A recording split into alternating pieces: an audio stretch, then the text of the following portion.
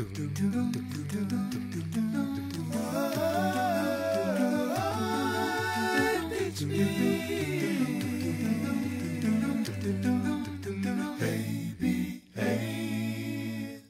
there, this is Brittany Macias with Teach Me ABA. And on today's episode, I just want to briefly discuss consequences. Now, I'm sure you've heard of consequences in your past experiences, and usually these are negative ones. Well, in the field of ABA, they can also be positive experiences. Now, consequences within our therapies and our field is defined as anything that happens after a behavior. What's important to note is that it needs to be immediate. So, for instance, you touch a hot stove and you immediately move your hand.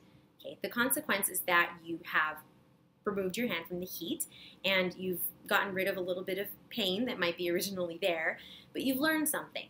You've learned that if you touch a hot stove, then you will be burned. But the consequence is that you've learned from it because you know that you can remove your hand. Now, for clients within ABA, it's really important that we understand consequences. So whatever happens after a behavior. For instance, let's say that we have a child that's at the store with mom and they're crying and crying and crying and they're pointing at a particular candy that they'd like and mom gives them the candy. Okay, what's the consequence there? Well, the mom has given the child the candy and therefore in the future they might be more willing to cry for something rather than to ask for it. So that's where ABA comes in. We like to know what happens afterwards because then we can improve on that behavior, whether it's a good one or a bad one, such as the case of crime. But good behaviors can be modified by consequences as well.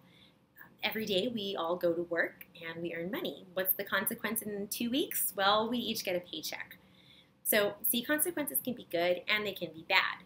So within ABA, we just like to make sure that it's observable, we can tell what's happening, and we see an immediate change in behavior.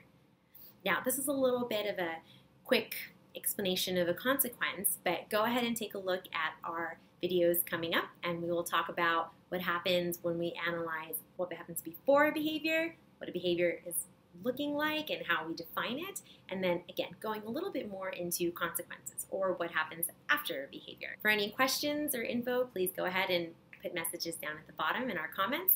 Otherwise, please like, share, and we hope to see from you once more. So have a great day, and once again, this is Brittany Macias with Teach Me ABA. Thank you.